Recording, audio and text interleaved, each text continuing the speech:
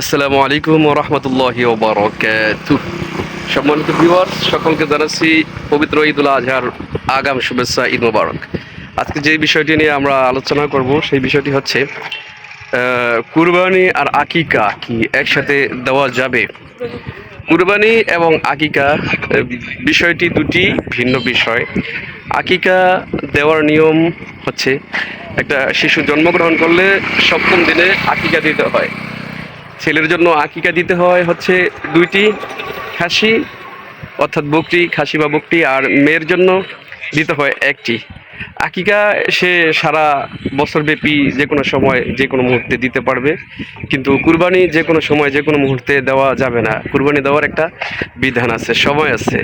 আল্লাহ যেই সময় দিয়েছে নির্ধারিত করে সেই সময় কুরবানি দিতে হয়। কুরবানি দেওয়ার নিয়ম আমরা অবশ্যই জানি, কোন টাইমে কুরবানি দিতে হয়।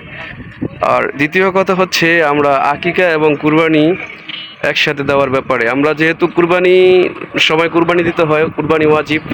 আর আকিকা যে কোনো সময় দেওয়া যায়, তাই সেই সুবাদে কুরবানির সাথে যদি আমরা আকিকা না দিই তাহলে সেটাই ভালো হয় সবচেয়ে বেশি। তারপরে যদি কেউ চায় যে আমি আকিকার সাথে কুরবানি দিব, তাহলে ছেলের জন্য যদি আকিকা দেওয়া হয় তাহলে দুই ভাগ দিতে হবে। আর মেয়ের জন্য যদি আকিকা দেওয়া হয় তাহলে এক ভাগ দিতে হবে। এখানে কোনো সমস্যা হবে না, কুরবানির গরুর সাথে আকিকা দেওয়া যাবে ইনশাআল্লাহ, আপনারা দিতে পারবেন। তাহলে মাসালাটি আমরা জানলাম। আল্লাহ তাআলা আমাদেরকে সহি মাসালা আমল করার তৌফিক দান করুক, আমিন।